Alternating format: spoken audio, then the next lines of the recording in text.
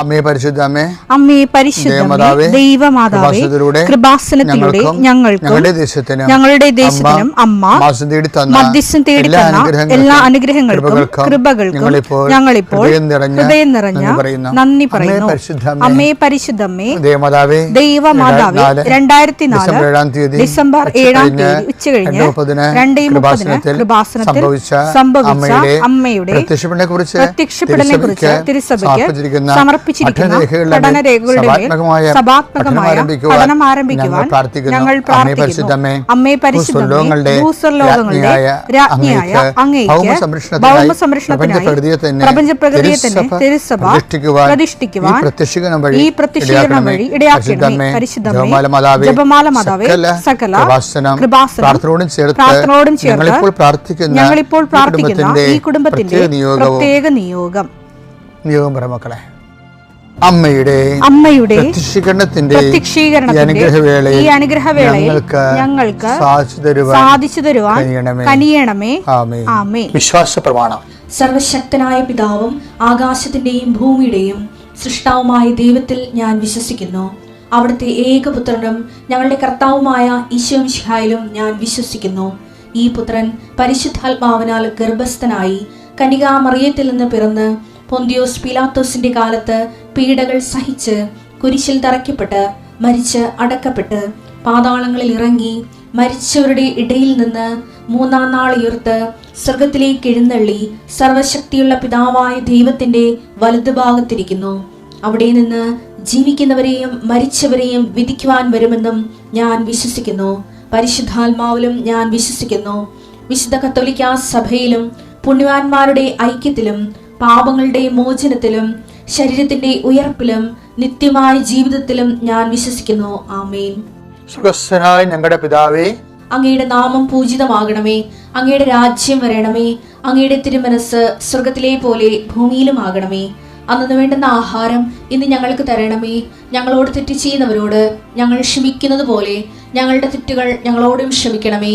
ഞങ്ങളെ പ്രലോഭനത്തിൽ ഉൾപ്പെടുത്തരുതേ, തിന്മയിൽ ഞങ്ങൾ രക്ഷിക്കണമേ. ആമേൻ. നന്മ നിറഞ്ഞ മറിയമേ, സ്വസ്തി. കർത്താവ് അങ്ങയുടെ കൂടെ സ്ത്രീകളിൽ അങ്ങ് അനുഗ്രഹിക്കപ്പെട്ടവളാകുന്നു. അങ്ങയുടെ ഉദരത്തിൻ ഫലമായി ഈശോ അനുഗ്രഹിക്കപ്പെട്ടവനാകുന്നു. പരിശുദ്ധ മറിയമേ, തമ്പുരാന്റെ അമ്മേ, പാപികളായ ഞങ്ങൾക്ക് വേണ്ടി ഇപ്പോഴും ഞങ്ങളുടെ മരണസമയത്തും തമ്പുരാനോട് അപേക്ഷിക്കണമേ. ആമേൻ. കർത്താവേ, നിന്റെ ഉന്നതമായ നാമത്തിന് സ്തോത്രം ചെയ്യുന്നു. കർത്താവേ, നിന്റെ വിശുദ്ധ പൗരോഹിത്യത്തെ മഹത്വപ്പെടുത്തുന്നു. കർത്താവ്, ഈ പ്രഭാതത്തിലെ അങ്ങയുടെ മക്കളെ കാത്ത് കൊതിച്ചിരിക്കുകയാണ് ഈശോയെ, നിന്റെ വലതുകരത്തിൻ്റെ ഒരു ആശീർവാദം കിട്ടാൻ വേണ്ടി. കർത്താവേ, ഇന്ന് യാത്രയ്ക്ക് ഒരുങ്ങുന്ന ഓരോ മക്കളുണ്ട്. ഓരോ ഉദ്യമങ്ങളിലൂടെ മനസ്സിൽ വിചാരിച്ചുകൊണ്ട് പോകുന്നവരുണ്ട്. ഓരോ ലക്ഷ്യങ്ങൾ മനസ്സിൽ വെച്ച് പോകുന്നവരുണ്ട്. കർത്താവേ, നിന്റെ തിരുമുറുവാർന്ന് ആണിപ്പെടുതാന്ന് വലതുകരം മക്കളുടെ ശിരസ് വെക്കണമേ. അവർ പോകുന്നിടത്തേക്കല്ല, നീ പോകുന്നിടത്തേക്കെല്ലാം ഞാൻ നിന്റെ കൂടെ വരുമെന്ന് കർത്താവ് അങ്ങ് പറഞ്ഞിട്ടുണ്ടല്ലോ ഈശോയെ. അങ്ങയുടെ സഞ്ചാര സാന്നിധ്യം അങ്ങയുടെ മക്കളുടെ കൂടെ ഉണ്ടായിരിക്കണമെന്ന് പ്രാർത്ഥിക്കുന്നു. കർത്താവേ, ഉദ്യോഗത്തിൻ്റെ കാര്യത്തിന് വേണ്ടി പോകുന്നവരുണ്ട്, പഠന കാര്യങ്ങൾക്ക് വേണ്ടി പോകുന്നവരുണ്ട്, ജീവിത വ്യാപാരങ്ങൾക്ക് സാമ്പത്തിക കാര്യങ്ങൾക്ക് വേണ്ടി പോകുന്നവരുണ്ട്, ജോലി സംബന്ധമായ കാര്യങ്ങൾക്ക് വേണ്ടി പോകുന്നത് അവരുടെ എല്ലാം കർത്താവിൻ്റെ തിരുസന്നിധിയിൽ സമർപ്പിക്കുന്നു. ടെസ്റ്റ്, ഇൻ്റർവ്യൂ, പരീക്ഷ, അതുപോലെ ഏജൻസി, ക്രയവിക്രയങ്ങൾ, ജീവിതമാർഗങ്ങൾ, വിദൂരയാത്രകൾ, അങ്ങനെ ബന്ധുത്വമൊക്കെ പോകുന്ന വിവാഹയാത്രകൾ, ഈശോയെ എവിടെയെല്ലാമൊക്കെ പോകുന്നു അവിടെയെല്ലാം അങ്ങയുടെ മക്കളുടെ കൂടെ നീ ഉണ്ടാകണമെന്ന് പ്രാർത്ഥിക്കുന്നു. ഇന്നത്തെ മുഴുവൻ യാത്രകളിൽ കർത്താവ് നിൻ്റെ കൂടെ ഉണ്ടാവുകയും മാതാവ് നിൻ്റെ വലതുകരം ഗ്രഹിക്കുകയും സഞ്ചാരി മാതാവ് രാത്രി നീ തിരികെ വരുമ്പോൾ എന്നെ ആരോഗ്യത്തോടെയും സമാധാനത്തോടെയും സുരക്ഷിതമായി ദൈവം നിന്നെ തിരികെ എത്തിക്കുകയും ചെയ്യട്ടെ. ഇതിൻ്റെ പിതാപുത്രനും പരിശുദ്ധാത്മാശ്വസിക്കാണ്.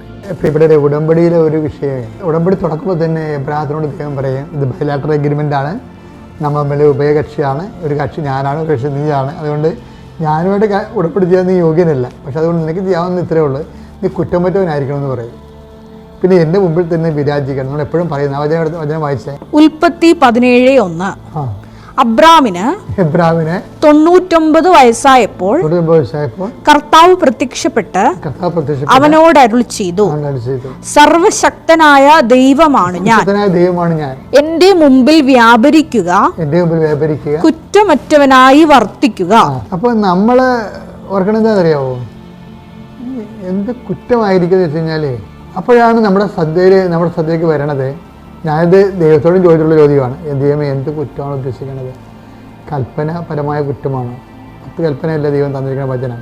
ആ വചനത്തിന് എൻ്റെ അതിൻ്റെ ഒരു പരിധി വരുന്ന കുറ്റങ്ങളാണോ എന്ന് വെച്ചപ്പോൾ കർത്താവിൻ്റെ വചനം എനിക്ക് തന്നെ എന്തറിയാമോ, കർത്താവ് കുറ്റം ചുമത്താത്തവൻ ഭാഗ്യവാനാണ്. വചനത്തിനേക്കാളും വലുതാണല്ലോ, കൽപ്പനയേക്കാൾ വലുതാണല്ലോ ക്രിസ്തു.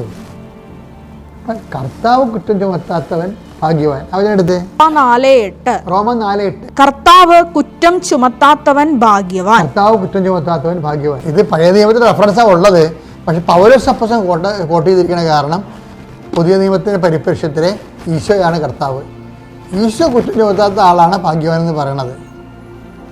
ഈശോ കുറ്റം ചുമത്താത്ത ആളെന്ന് പറയുമ്പോൾ നമ്മുടെ പഴയ നിയമത്തിലെ 10 കൽപ്പനയല്ല അത് ശരിക്കും പറഞ്ഞത്. ഈശോ നമ്മളുടെ ഒരു ദൈവ പൈതലായിട്ട് ഈശോയുടെ മുമ്പിലുള്ളത് ആരാണെന്ന് അറിയാമോ? ദൈവ പൈതലാണ് ഉള്ളത്. ദൈവ പൈതങ്ങൾക്ക് കൊടുത്തിരിക്കുന്ന കൽപ്പനകളാണ് ഈശോയുടെ എല്ലാ വചനങ്ങളും. അപ്പം നിങ്ങളോട് ചണ്ട കൂടി, അതാണ് ഈശോ ഒരു കർണത്തടിക്കുന്നവന് മറുകർണം കാണിച്ചു കൊടുക്കാന്നൊക്കെ പറഞ്ഞാൽ എന്താണ്? നിങ്ങളോട് ചണ്ട കൂടി ഉടുപ്പ് കരസ്ഥമാക്കാൻ ഉദ്ദേശിക്കുന്നവരോടും അവരുടെ സ്നേഹം നീ കളയരുത് എന്നാണ് ഉദ്ദേശിച്ചത്. നിന്നെ ഉപദ്രവിച്ചാലും നിന്റെ സ്നേഹം നശിച്ചു പോകരുത്. അപ്പൊ അതാണ് ആ വചനം എടുത്ത് മത്തായി 5:39 എന്നാൽ ഞാൻ നിങ്ങളോട് പറയുന്നു, ദുഷ്ടനെ എതിർക്കരുത്, വലത് കർണത്തടിക്കുന്നവന്. അപ്പൊ ദുഷ്ടനെ എതിർക്കരുത് എന്ന് പറഞ്ഞിട്ട് അപ്പൊ പഴയ നിയമത്തിൽ നിന്നൊക്കെ ഒത്തിരി മാറി. അതാണ് കർത്താവ് എന്ന് പറയണത്. പിന്നെ എന്താണ് ആ ദുഷ്ടനെ എതിർക്കരുതെന്ന് പറഞ്ഞിട്ട് പിന്നെ പറയണത് അറിയാവോ? നിന്റെ വലത് കർണത്തെ അടിക്കുന്നവന് മറ്റേ കരണം കൂടി കാണിച്ചു കൊടുക്കുക. അതിന്റെ അർത്ഥം എന്താണ്? കരണം കൂടി ഇല്ലാന്നില്ല അതിന്റെ അർത്ഥം. അപ്പം ബുദ്ധിയും ബോധം ഇല്ലാത്തതുകൊണ്ട് ചിലപ്പോൾ അടിച്ച് തലയെ പൊട്ടിരുന്ന് വരും. അതല്ല, നിന്നെ ഉപദ്രവിച്ചാലും ആ ഉപദ്രവിക്കുന്നതിനുള്ള സ്നേഹം നീ ബാക്കി സൂക്ഷിക്കണം. അതാണ് സംഭവം. നിന്നെ ഉപദ്രവിച്ചാലും, നിന്നെ ആരൊക്കെ ഉപദ്രവിച്ചു വിചാരിച്ചോ, എന്നാലും ഇപ്പം മാനസിക ഉപദ്രവിക്കുന്നവരുണ്ട്, ശാരീരികമായി ഉപദ്രവിക്കുന്നവരുണ്ട്. അങ്ങനെ നിന്നെ ഉപദ്രവിച്ചാലും ആ ഉപദ്രവകാരിയോടുള്ള സ്നേഹം നീ കുറയ്ക്കരുത്. അതെപ്പോഴും മനസ്സിൽ സൂക്ഷിക്കണം. എനിക്ക് ഏറ്റവും ഇഷ്ടപ്പെടുന്നറിയാമോ? ഞാൻ എപ്പോഴും പറയുമോ, ലോങ്കിനോസ് എന്ന് പറഞ്ഞ ഒരാളുണ്ടായിരുന്നില്ല ഈശോയ്ക്ക്. ഈശോയുടെ ജീവിതത്തിലേക്ക് ഏറ്റവും ഇഷ്ടപ്പെട്ട ഒരു കാര്യമാണ് ലോങ്കിനോസ്. അപ്പം ലോങ്കിനോസ് എന്ന് പറയുന്നത് എൻ്റെ അർത്ഥം കുന്തക്കാരാണ്. പേരൊന്നും അറിയാൻ പാടില്ല. ബൈബിൾ എഴുതിയ ആളിനെ പറഞ്ഞു കുന്തക്കാർ എന്ന് പറഞ്ഞ ഒരാളുണ്ടായിരുന്നു. അവൻ ദുഷ്ടനായിരുന്നു, ഒറ്റക്കണ്ണനായിരുന്നവൻ. ആ ഒറ്റക്കണ്ണും വെച്ചുകൊണ്ട് അവൻ പ്രധാന ആചാര്യന്മാരെ സൂചിപ്പിക്കാൻ വേണ്ടി മരിച്ചു കിടക്കണ ഈശോ എടുത്ത് ഇവൻ വന്ന് ഈ കുന്തവും പിടിച്ചുകൊണ്ട് കർത്താവ് മരിച്ചോ ഇല്ലെന്ന് അറിയാൻ വേണ്ടി ചങ്കിലെ കുത്തു. അപ്പോൾ എനിക്ക് ഭാഗം എന്ന് പറയുന്നത് ഭയങ്കര ട്രഡീഷനുള്ള ഭാഗമാണിത്. ഇപ്പോൾ ഞാനെപ്പോഴും ചിന്തിക്കണമെന്ന് അറിയാമോ? ഇപ്പോൾ നാഥാനിയൽ വന്നില്ലേ? ഇപ്പം നാഥാനിയൽ കർത്താവിൻ്റെ അടുത്ത് വന്നില്ലേ? കർത്താവിനോട് പരിശുദ്ധാത്മ പറഞ്ഞേ, ഇവൻ നല്ല സ്റ്റാഫാണ് കേട്ടോ, വർക്ക് ചെയ്യാൻ പറ്റിയ സ്റ്റാഫാണെന്ന് പറഞ്ഞു. എന്ന് വെച്ച് കഴിഞ്ഞാൽ ഇവൻ നീ പറയണ കാര്യങ്ങൾ അക്സെപ്റ്റ് ചെയ്തിട്ട് അപ്ലിക്കബിലിറ്റി ചെയ്യും. ഇവൻ ദൈവരാജ്യത്തിന് പറ്റിയ ഒരു സ്റ്റഫാണ്, നിനക്ക് വർക്ക് ചെയ്യാൻ പറ്റിയ പരിശുദ്ധാത്മാവ് ഈശോയ്ക്ക് ഒരു നോട്ട് കൊടുത്തു. അപ്പോൾ നഥാനിയേൽ വന്നപ്പോൾ ഒന്ന് വായിച്ചു. യോഹന്നാൻ 1:47 നഥാനിയേൽ തന്റെ അടുത്തേക്ക് വരുന്നത് കണ്ട് യേശു അവനെ പറ്റി പറഞ്ഞു, ഇതാ നിഷ്കപടനായ ഒരു യഥാർത്ഥ ഇസ്രായേൽക്കാരൻ. ഇതാണ് യേശുവിൻ്റെ ഒരു ഒരു ഫോർസീയിങ് ആയിട്ടുള്ള ഫാക്കൽറ്റി. പിന്നെ നഥാനിയേൽ വരുമ്പോൾ തന്നെ മൊത്തം അവൻ ഈശോയുടെ പ്രമിസിൽ എത്തുമ്പോൾ തന്നെ കർത്താവ് മുഴുവൻ ഡീറ്റെയിൽസ് കർത്താവിൻ്റെ കയ്യിലെത്തും. അവൻ നഥാനിയേലാണ്, മോർ ദാൻ എ ജേക്കബ്. ഭയങ്കര മതാൻ്റെ റിപ്പോർട്ടൊന്നും he's more than a Jacob. ഇത് ജേക്കബ് കള്ളനായിരുന്നല്ല, കാപട്യക്കാരനായിരുന്നില്ല. ഇവന് അങ്ങനെ പോലും കാപട്യമില്ലാത്തവനാണ്, നിനക്ക് വർക്ക് ചെയ്യാൻ പറ്റിയ ആളാണെന്ന് പറഞ്ഞു. അപ്പോൾ ഇതാണ് ഈശോയുടെ ഒരു മൈൻഡ് സെറ്റ് എന്ന് പറയുന്നത്, മൈൻഡിൻ്റെ ഒരു ഫാക്കൽറ്റി എന്ന് പറഞ്ഞാൽ.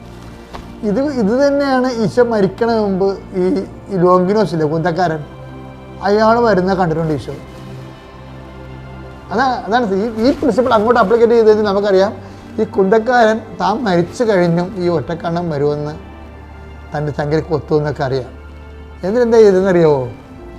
ആ ഹൃദയത്തിൽ ഇവനുള്ള വെള്ളവും ചോരയും ദൈവം സൂക്ഷിച്ച് വെച്ചിട്ടാണ് മരിക്കണത്. കരുതൽ സൂക്ഷിച്ച് വെച്ചിട്ടാണ് മരിക്കണത്. ആ ട്രഡീഷൻ ഭയങ്കര സൂപ്പർ ട്രഡീഷനാണ്. അങ്ങനെ ഈശോ അങ്ങനെ തന്നെ ചെയ്യണ കക്ഷിയാണ് നമുക്കറിയാം. ഞാൻ ഇത്രയും നാളും നമ്മൾ ഈശോയുമായിട്ട് നമ്മൾ സഞ്ചരിക്കുക, ഈശോ അങ്ങനെ തന്നെ ചെയ്യത്തുള്ളൂ. അവന് ആ ഒറ്റക്കണ്ണന് അവന് കുത്താൻ വേണ്ടി വന്ന വൈരാഗിക്ക് വന്ന് മറ്റുള്ള ഈശോൻ്റെ നാമത്തെ പ്രതി മറ്റുള്ളവരുടെ മുമ്പിൽ ആളാകാൻ വേണ്ടി അവർക്ക് സപ്പോർട്ട് ചെയ്യാൻ വേണ്ടി വന്ന ആളാണ്. അവൻ്റെ കണ്ണ് തുറക്കാൻ വേണ്ടി കർത്താവ് ഒരു തുള്ളി ചോരയും നീരും സൂക്ഷിച്ചു വെച്ചിരുന്നു. ഇതാണ് ഒരു ഈശോ എന്ന് പറഞ്ഞ സംഭവം. ഈശോ എന്ന് പറയുന്ന ഒരു റിഡംപ്റ്റീവ് യാഥാർത്ഥ്യം അതാണ്. നമുക്ക് ഒന്നും പറയാൻ പറ്റത്തില്ല. എനിക്ക് ഭയങ്കര സങ്കടമാണ്. എന്ന് വെച്ച് കഴിഞ്ഞാൽ ഇതാണ് കൈമാറേണ്ടത്, ഈ ഈശോനെ കൈമാറേണ്ടത്. അല്ലാതെ നമ്മൾ ടെക്നിക്കൽ ഡോക്യുമെൻറ്റുകളൊക്കെ കൈമാറി കഴിഞ്ഞാൽ കുഴപ്പം അറിയാമോ? ആ ഒരു അക്കാഡമിക് ലെവലിൽ മാത്രമേ സുവിശേഷ വേല നടക്കത്തുള്ളൂ.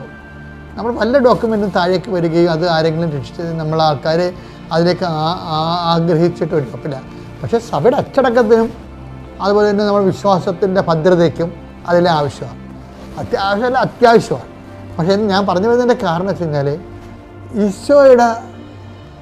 ഈശോയെ ഈ കാലത്തുള്ള ആൾക്കാർ എങ്ങനെ ഈശോയെ കണക്ട് ചെയ്യണം?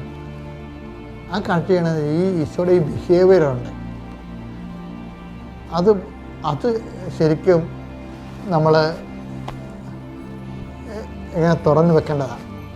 അതായത് ഇതിങ്ങനെ കരുതി വെച്ചിട്ടാണ്. അതാണ് ഈശോ ഈ നിൻ്റെ ഒരു കരണത്തെ അടിക്കുന്നത് മരണകാരണം കാണിച്ചു കൊടുക്കുമെന്ന് പറയുമ്പോൾ എൻ്റെ അർത്ഥം കരണം കാണിക്കാൻ വേണ്ടി തലക്കൊണ്ടിരുന്ന എൻ്റെ അർത്ഥം എന്താണ്?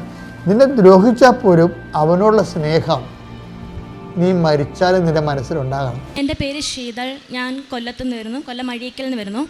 ഞാൻ 2019 ഫെബ്രുവരി 14 തീയതിയാണ് ഇവിടെ വന്ന് ആദ്യമായിട്ട് ഉടമ്പടി എടുക്കുന്നത്. ആദ്യമായിട്ട് ഉടമ്പടി എടുത്തതിൽ ഞാൻ വെച്ചത് ഞങ്ങൾക്കൊരു കുഞ്ഞിനെ കിട്ടണമെന്നുള്ളൊരു അപേക്ഷയായിരുന്നു. അതിൽ ഉടമ്പടി എടുത്ത് 1 വർഷത്തിന് ശേഷം ഞങ്ങൾക്കൊരു കുഞ്ഞ് പ്രഗ്നൻ്റ് ആവുകയും, പക്ഷേ കൊറോണ സമയത്ത് 9ാം മാസത്തിൽ കുഞ്ഞ് മരിക്കുകയും ചെയ്തു. അപ്പം ഹോസ്പിറ്റലിൽ പോകുമ്പം വയറ്റിൽ കുഞ്ഞ് മരിച്ചു കിടക്കുകയാണെന്നാണ് എൻ്റെ അടുത്ത് പറഞ്ഞത് ഡോക്ടർ. അങ്ങനെ എനിക്ക് സീരിയസ് ആയി മെഡിക്കൽ കോളേജിലൊക്കെ ആയിരുന്നു. പക്ഷേ അവിടെ നിന്ന് മാതാവ് എൻ്റെ ജീവൻ രക്ഷിച്ചു. കുഞ്ഞിനെ 5ൻ്റെ അന്നാണ് ഡെലിവറി ചെയ്ത് പുറത്തെടുക്കുന്നത്. അതിനുശേഷം ഞങ്ങൾക്ക് 1.5 വർഷം കഴിഞ്ഞിട്ടും കുഞ്ഞുങ്ങളുണ്ടായില്ല. ആദ്യത്തെ ഡെലിവറി സമയത്താണ് ഞങ്ങൾ അറിയുന്നത് എനിക്ക് ഇരട്ട ഗർഭപാത്രമാണെന്ന് അറിയുന്നത്. ആദ്യത്തെ ഡെലിവറിയുടെ സമയത്താണ്. അതുവരെ അറിയില്ലായിരുന്നു ഇരട്ട ഗർഭപാത്രമാണെന്നോ അങ്ങനെയൊന്നും അറിയില്ലായിരുന്നു. ഇരട്ട ഗർഭപാത്രത്തിൻ്റെ കേസിൽ കുഞ്ഞുങ്ങളുണ്ടാവാൻ പാടാണെന്നാണ് ഡോക്ടേഴ്സ് അന്ന് പറഞ്ഞത്. അതുപോലെ തന്നെ 36 വീക്സ് വരെ കുഞ്ഞിന് വളരാൻ അതിനകത്ത് സ്പേസ് ഉള്ളൂ. അതിനുശേഷം കുഞ്ഞ് അതിനകത്ത് കടന്നാൽ ശ്വാസം മുട്ടി കുഞ്ഞിന് അപകടം സംഭവിക്കും. ചിലപ്പോൾ അതുകൊണ്ടായിരിക്കാം ആദ്യത്തെ കുഞ്ഞിന് അങ്ങനെ സംഭവിച്ചു പോയത്. അപ്പം ദൈവം അന്ന് ഞങ്ങൾക്ക് കണ്ടെത്തി തരികയായിരുന്നു. നമുക്ക് സാധാരണ സ്കാനിങ്ങിലൂടെയൊന്നും ഇരട്ട ഗർഭപാത്രത്തിൻ്റെ അറിയാൻ സാധിക്കില്ല. കുഞ്ഞ് മരിച്ചത് കൊണ്ടാണ് ഞങ്ങൾ മെഡിക്കൽ കോളേജിലെത്തുകയും MRI ചെയ്ത് ഇരട്ട ഗർഭപാത്രമാണെന്ന് അറിയാൻ സാധിക്കുകയും ചെയ്തത്. അതിനുശേഷം ഞങ്ങൾക്ക് 1.5 വർഷമായിട്ടും കുഞ്ഞുങ്ങളുണ്ടായില്ല. പിന്നെ ഞങ്ങൾ ഡോക്ടറിനെ കാണാൻ ചെന്നപ്പോഴത്തേക്കും ഹസ്ബൻഡിന് കൗണ്ട് കുറവുണ്ടാകുമെന്ന് പറഞ്ഞു. വളരെ കുറവായിരുന്നു. അപ്പം മരുന്നൊക്കെ കഴിക്കുന്നുണ്ടായിരുന്നു. അപ്പം അതിനുശേഷം ഞങ്ങൾക്ക് ഉടമ്പടി മുടങ്ങിപ്പോയായിരുന്നു. ഉടമ്പടി എനിക്ക് പൂർത്തീകരിക്കാൻ പറ്റിയില്ലായിരുന്നു. ഉടമ്പടി മുടങ്ങിപ്പോയായിരുന്നു. എങ്കിലും ഞങ്ങൾ വിശ്വാസത്തോടെ പ്രാർത്ഥിച്ചു, കുമ്പസാരിച്ച് കുർബാന എടുത്ത് പ്രാർത്ഥിച്ചു. അതിൻ്റെ ഫലമായി ഞാൻ പിന്നെയും പ്രഗ്നൻ്റായി. പിന്നെയും 9ാം മാസമല്ല 35 വീക്സിൽ ഡോക്ടറിനെ കാണാൻ ചെന്നപ്പോൾ ഡോക്ടറിൻ്റെ അടുത്ത് ആദ്യം പറഞ്ഞു, ഇനിയും സമയമുണ്ടല്ലോ, 1 ആഴ്ച കഴിഞ്ഞ് നിങ്ങൾ വന്ന് അഡ്മിറ്റ് ആയാൽ മതി എന്ന് പറഞ്ഞു. അപ്പം 1 ആഴ്ച കഴിഞ്ഞ് അഡ്മിറ്റ് ആയാൽ മതി. അപ്പോൾ എനിക്ക് ഭയങ്കര സങ്കടമായി. കാരണം ആദ്യത്തെ കുഞ്ഞ് മരിച്ചത് 36 വീക്കിലാണല്ലോ. ഇപ്പം ഞാൻ ഡോക്ടറിനെ കാണുന്ന സമയത്ത് 35 വീക്സും 4 ഡേയ്സും ആയിരുന്നു. അപ്പോൾ എനിക്ക് ഭയങ്കര ആദ്യത്തെ കുഞ്ഞിന് അങ്ങനെ സംഭവിച്ചതുകൊണ്ടും എനിക്ക് ഭയങ്കര ടെൻഷനായിരുന്നു, ഈ കുഞ്ഞിന് എന്തെങ്കിലും സംഭവിക്കുമോ എന്നൊക്കെയുള്ള രീതിയിൽ. അങ്ങനെ ഞാനിങ്ങനെ മനസ്സിൽ ദൈവമേ അഡ്മിറ്റ് ആവാൻ പറഞ്ഞിരുന്നെങ്കിൽ എന്നുള്ള രീതിയിൽ പ്രാർത്ഥിച്ചു. അപ്പം ഡോക്ടർ ഇങ്ങോട്ടെടുത്ത് ചോദിച്ചു, നിങ്ങൾ ആദ്യത്തെ കുഞ്ഞ് എന്നാ മരിച്ചത്, എപ്പോഴാണ് മരിച്ചതെന്ന് ചോദിച്ചു. ഞാൻ പറഞ്ഞു 36 വീക്സിലാണ് സംഭവിച്ചത് ഡോക്ടറെന്ന് പറഞ്ഞു. അപ്പോൾ ഡോക്ടർ പറഞ്ഞു, എങ്കിൽ ശരി, ഇന്ന് നീ വീട്ടിൽ പോകണ്ട, ഇവിടെ അഡ്മിറ്റ് ആയിക്കോ, ഇവിടെ അഡ്മിറ്റ് ആയിക്കോ, നമുക്കൊരു ഇഞ്ചക്ഷൻ എടുക്കാം. ഈ 24 മണിക്കൂർ വെച്ച് ഇടവിട്ട് എടുക്കുന്ന ഒരു ഇഞ്ചക്ഷനാണ്. അത് കുഞ്ഞിനെ നമ്മൾ നേരത്തെ ഡെലിവറി ചെയ്തെടുക്കുമ്പോഴത്തേക്ക് കുഞ്ഞിന് മെച്യൂരിറ്റി ഉണ്ടാകാൻ വേണ്ടിയിട്ട് എടുക്കുന്ന ഇഞ്ചക്ഷൻ. അപ്പോൾ നിങ്ങൾ 24 മണിക്കൂർ കടക്കണം. കാരണം ഇത് എടുക്കുമ്പോഴത്തേക്കും ഷുഗറിൻ്റെ ലെവൽ കൂടുകയും കുറയൊക്കെ ചെയ്യാം. അപ്പം നമ്മൾ വീട്ടിൽ പോയി കഴിഞ്ഞാൽ നടക്കത്തില്ല. അതുകൊണ്ട് കിടക്കണമെന്ന് പറഞ്ഞു. അങ്ങനെ ഞങ്ങൾ അന്ന് അവിടെ അഡ്മിറ്റായി. അന്നൊരു 2 മണി സമയപ്പോൾ ഒരു ഇഞ്ചക്ഷൻ എടുത്തു. കുഴപ്പമൊന്നുമില്ല, കുഞ്ഞിന് അനക്കമൊക്കെ ഉണ്ട്. പിറ്റേ ദിവസം രാവിലെ ഇതണക്ക് ഫുഡൊക്കെ കഴിച്ച് കഴിഞ്ഞാൽ അവർ പറഞ്ഞു അനക്കം നോക്കാൻ കൊണ്ട് ചെല്ലണം. അപ്പോൾ എനിക്ക് ഒരു കുഴപ്പമില്ല, ഹാപ്പി ആയിട്ടൊക്കെ ഇരിക്കുകയാണ്, സന്തോഷത്തോടൊക്കെ ഇരിക്കുകയാണ്. അപ്പം അനക്കം നോക്കാനായിട്ട് കൊണ്ടു ചെന്നു. എന്നെ അവിടെ കടത്തി. ഇപ്പം ഞാൻ നേഴ്സുമാരായിട്ടൊക്കെ ഭയങ്കര സന്തോഷത്തോടെ കാര്യമൊക്കെ പറഞ്ഞുകൊണ്ടിരിക്കുകയാണ്. കുഞ്ഞിൻ്റെ അനക്കം നോക്കുന്ന സമയത്ത് കുഞ്ഞിൻ്റെ ഹാർട്ട് റേറ്റ് 120 തൊട്ട് 160 വരെയാണ് കുഞ്ഞിൻ്റെ ഹാർട്ട് റേറ്റ് വരേണ്ടത് മാക്സിമം. പക്ഷേ എൻ്റെ കുഞ്ഞിൻ്റെ ഹാർട്ട് റേറ്റ് പെട്ടെന്ന് 100 താഴെ പോയി.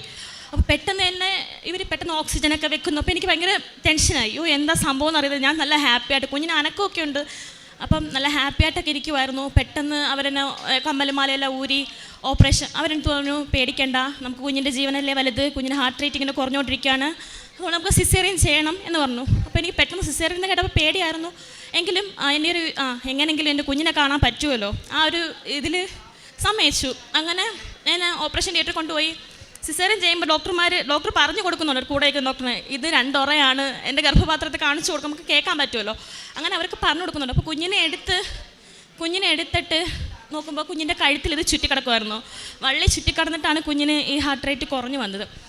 അങ്ങനെ നടന്നുകൊണ്ടിരിക്കുന്ന സമയത്ത് പെട്ടെന്ന് ഡോക്ടർ ചോദിക്കുന്നു കുഞ്ഞിന് ജീവനുണ്ടോ, കുഞ്ഞിന് കരയുന്നുണ്ടോ എന്ന് നോക്കാൻ പറഞ്ഞു. അപ്പോൾ ഇതെൻ്റെ കേൾക്കുന്ന എൻ്റെ അവസ്ഥ, ദൈവമേ ഈ കുഞ്ഞിന് ജീവനില്ലാത്ത രീതിയിലാണോ.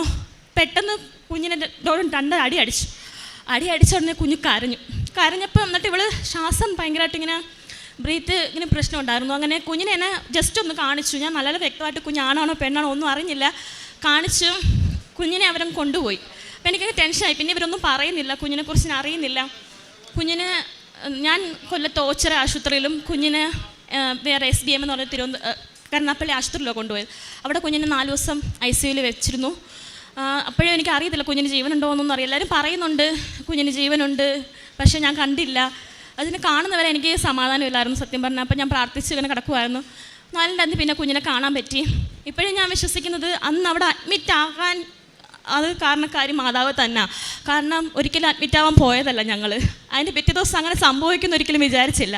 പക്ഷേ മാതാവ് നേരത്തെ കൂട്ടി എന്നെ അഡ്മിറ്റ് ആക്കുകയും അവിടെ ചെന്ന് മാതാവ് തന്നെ പെട്ടെന്ന് 1 മാസം ഡിഫറൻസ്, ഒക്ടോബർ 17 ഡേറ്റ് പറഞ്ഞു, സെപ്റ്റംബർ 17-ാം തീയതി അവൾ പുറത്തു വന്നു.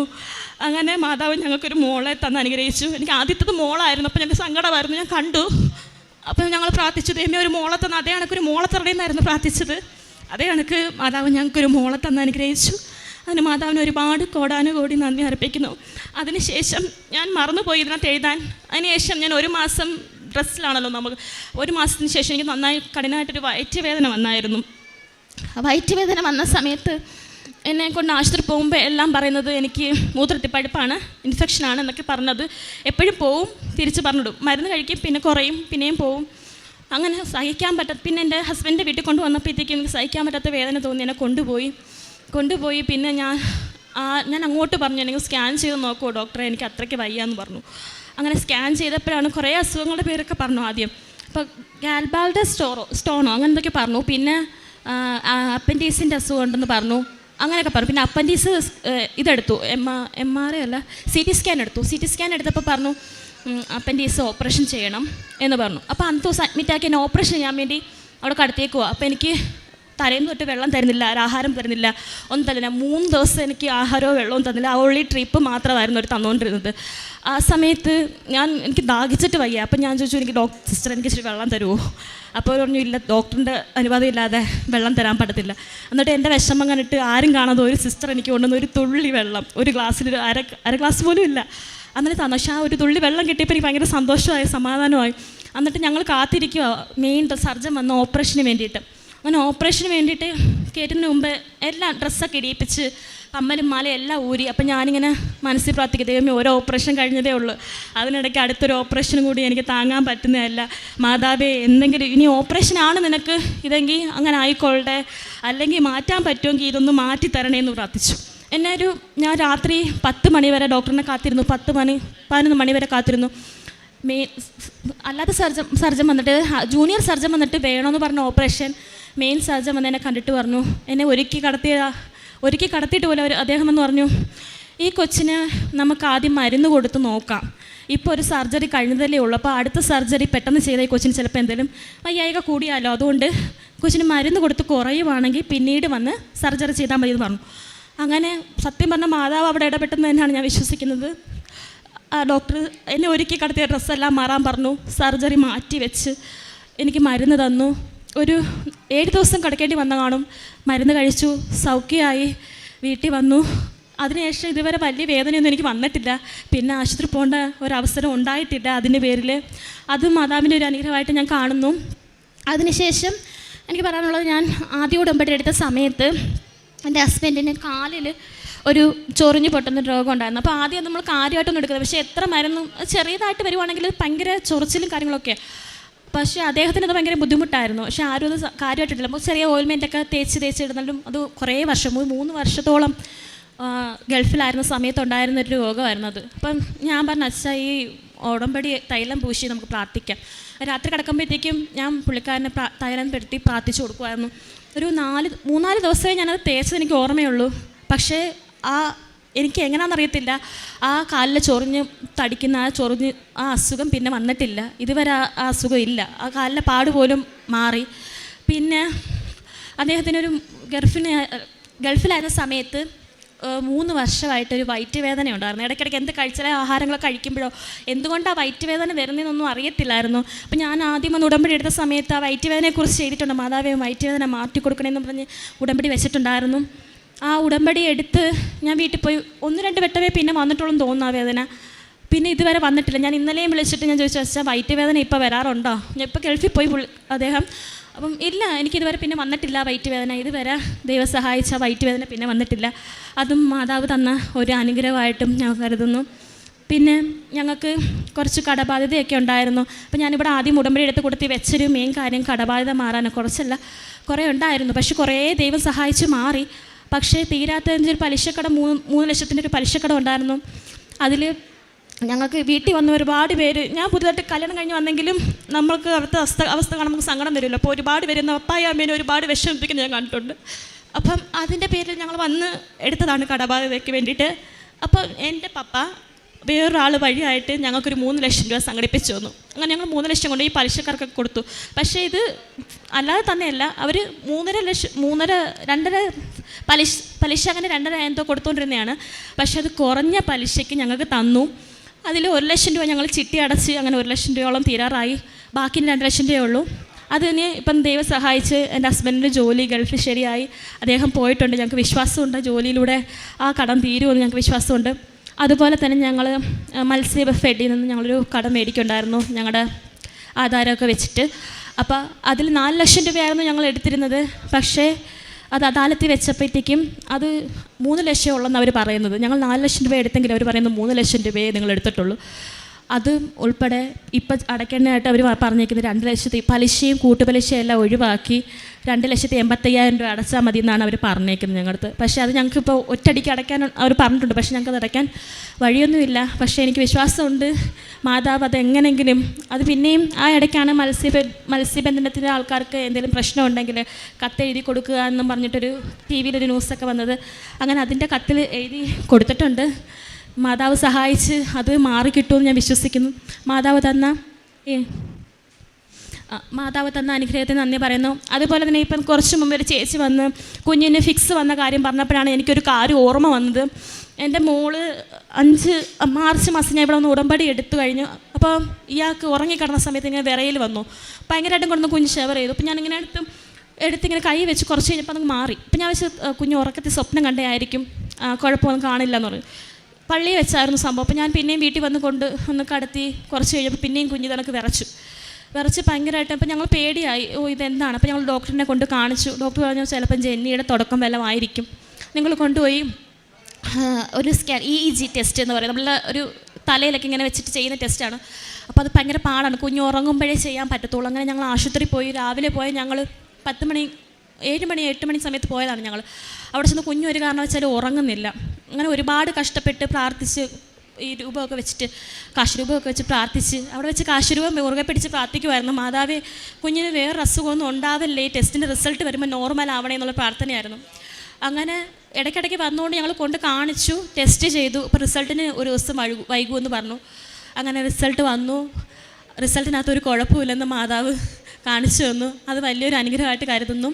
ഇത്രത്തോളം നന്മകൾ തന്ന ദൈവത്തിന് മാതാവിനും ഒരുപാട് നന്ദി. ലൂക്ക 18:27 മനുഷ്യർക്ക് അസാധ്യമായത് ദൈവത്തിന് സാധ്യമാണ്. ശീതള ഡോക്ടറിനെ കണ്ടപ്പോൾ ഡോക്ടർ പറഞ്ഞത് ഗർഭധരിക്കുവാനുള്ള സാധ്യത വളരെ കുറവാണ് എന്നുള്ളതാണ്. എന്നാൽ ഉടമ്പടിയിൽ നിന്ന ഈ കുടുംബത്തിന് ദൈവം കുഞ്ഞിനെ നൽകുകയും അതോടൊപ്പം തന്നെ തക്ക സമയത്ത് സംരക്ഷണം നൽകുകയും ചെയ്തു. ഉടമ്പടി നേർച്ച വസ്തുക്കൾ ഉപയോഗിച്ചപ്പോൾ പെട്ടെന്ന് ലഭിച്ച രോഗസൗഖ്യം, ഇതെല്ലാം ദൈവത്തിൻ്റെ സാന്നിധ്യമാണ് പ്രകടമാക്കുന്നത്. ഉടമ്പടിയിൽ നിൽക്കുന്ന മക്കൾക്ക് ഓരോ വിഷയങ്ങളിലും അപകടങ്ങളിലുമെല്ലാം ദൈവത്തിൻ്റെ സംരക്ഷണം ലഭിക്കും. ദൈവഭക്തന് ലഭിക്കുന്ന വലിയൊരു ആനുകൂല്യമാണ് ദൈവത്തിൻ്റെ സാന്നിധ്യവും സംരക്ഷണവും. പരിശുദ്ധ അമ്മയിലൂടെ ദൈവം നൽകിയ അനുഗ്രഹങ്ങൾക്ക് കൈയടിച്ച ദൈവത്തെ മഹത്വപ്പെടുത്താം. യേശുവേ നന്ദി, യേശുവേ സ്തോത്രം, യേശുവേ ആരാധന.